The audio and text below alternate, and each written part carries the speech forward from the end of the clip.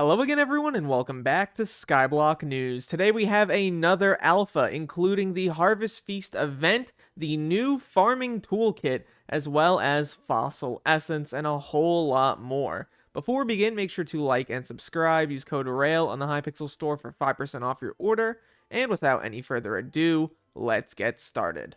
We're starting off today on the forums as the glaciate tunnels seem to be closed on the Alpha network, but Fossil Dust is being revamped into Fossil Essence, and its functionality is being expanded beyond being able to just buy suspicious scrap. So now there is a new Essence shop, accessed through Researcher Beryl, a new NPC that can be found in the top floor of the Fossil Research Center. And the perks here are actually pretty nice. Notably, you can start the Fossil Excavator with an additional charge, you get Chilled to the Bone, which increases your chances of fishing up skeleton fish in the Crimson Isle by 2 to 20%, you have Dwarven Expertise, which grants 2 to 20 Dwarven Metal Fortune, Cut Loose 1 to 5, killing a glacial mob while inside a glaciate mineshaft reduces your cold by 1 to 5, very strong there. Prehistorian 1 to 10 increases the chance of a fossil die spawning in the Fossil Excavator by 1 to 10%, and Resourceful 1 to 5 grants a 1 to 5% chance to not consume keys when looting a frozen corpse. Very nice. You're also able to purchase a chisel through this menu for 5 fossil essence. Suspicious scrap is now purchased here as well for 100 fossil essence. There's also this goofy little guy. This is the Fossil Muncher. It's a new NPC in the glaciate tunnels. Every 24 hours, he'll ask for a random fossil, and giving him that fossil will reward you with 25,000 glaciate powder and 50 fossil essence. Very nice. Good way to get some daily powder going if you're struggling with glaciate. They've also made quite a few changes here with regard to the Fossil Excavator. The loot table has been changed around. Citrine gemstones now prioritize higher value treasures in the Fossil Excavator when highlighting slots. The fossil die is the highest priority, then fossil the fish, paleontologist 1, fossils, glaciate powder, and then gemstones, glaciate, umber, and tungsten being the lowest priority. Personally, I would love to see the option to set glaciate powder to be a higher priority, but I understand if they're not able to do that. They also improved the zone entry message for the glaciate tunnels and the Fossil Research Center, and you can salvage the following items: suspicious scrap, the caged wisp, frosted scute, the shattered locket, and the prehistoric egg. I have no idea why anyone would ever actually salvage the shattered locket for 1,000 essence, but I guess you could do that if you're like an Iron Man or something. They also halved the cold resistance given by the frozen skin perk in the Ice Essence shop. This makes sense. We're basically going to be getting some cold reduction through the Cut Loose perk.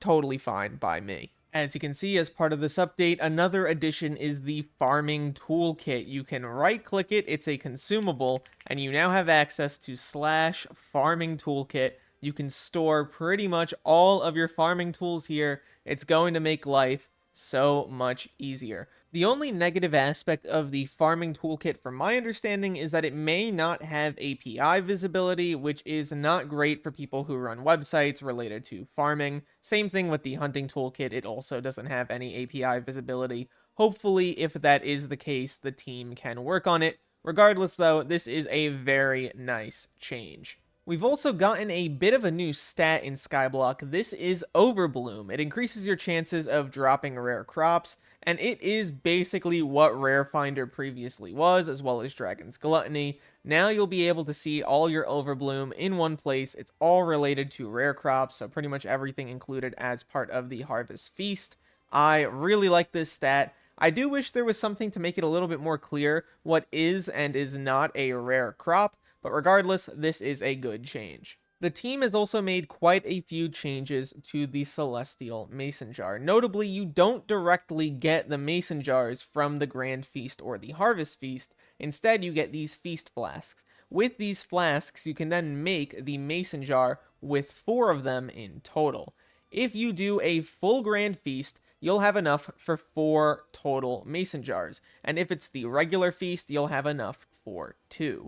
However, if you take a look at the Mason Jar, you can see that they buffed the duration of the Mason Jar significantly, now back up to the normal mix-in length of 36 hours. So if you have a max alchemy level and a parrot pet, you'll get 86 hours of duration out of every single one, meaning you'll have more than enough if you max out a normal feast of mix-in duration until the next year. The idea behind this is that the team did not want the mix-ins to basically flood the economy and become effectively worthless, given that they are the most powerful mix-in in the game.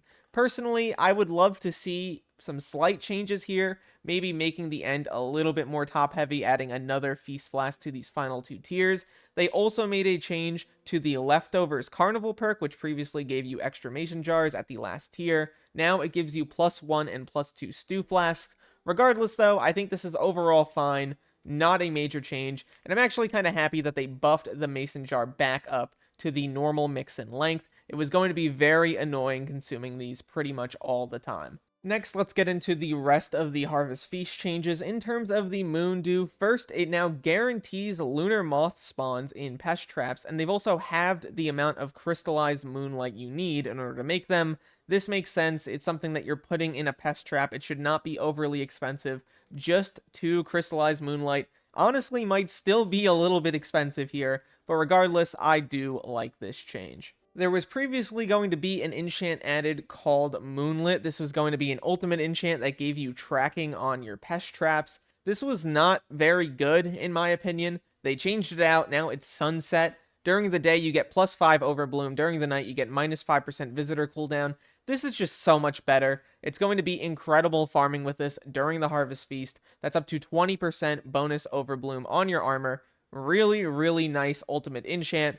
Way better than the previous design. A couple pretty incredible changes here. First, if we go to the garden sack, we can see it now actually includes all of the new rare crop drops. But if you were paying close attention, you can see I now have more Sack of Sacks slots. As you can see, they significantly increased the amount of Sack of Sack slots given via the Clownfish collection. Small went from 3 to 8, medium from 6 to 12, large from 9 to 16, greater from 12 to 20, giant from 15 to 24, and massive from 18 all the way up to 28. Incredible changes here. Really glad to see this done. As part of this update, they made a change to the large walnut. As you can see, it now earns you +5% sawdust from farming. I think this is really solid. It's going to be great for newer players. However, as part of this, they've also nerfed the mythic elephant pet. Previously, it was going to give you 20% bonus sawdust. Now that has been nerfed down to 15. Kind of sad about that.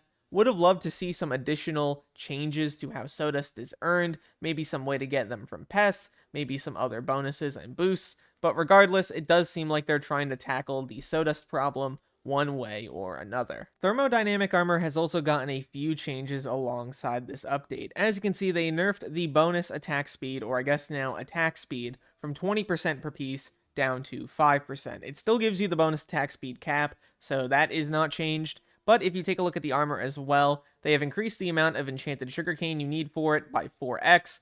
I don't really mind this too much. It was going to be a set that was mostly based on the price of cane knot. If cane knot fell pretty far, this set was going to be super cheap for how good it seemed to be.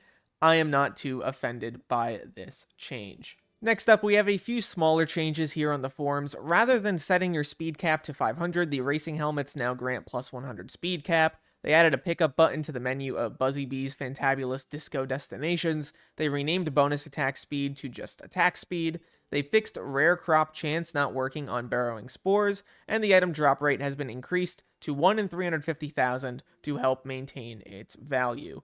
They fixed having more than 500 speed not actually making you any faster, and this has been rolled to the main network. They fixed turbo gourds missing a right click to view recipes, and they fixed the cost to upgrade mythic bee pets being wrong. They've also fixed the floating crystals within the hub farm not having the correct texture. As part of this update, the team has also nerfed Pest Farming fortune scaling by 50%. So pests will drop 50% less crops from your farming fortune, but their base drop amounts are unaffected. This seems like it's going to be between a 30 and 40% total nerf to pest farming. Extremely significant here. Let me know what you think about this down below.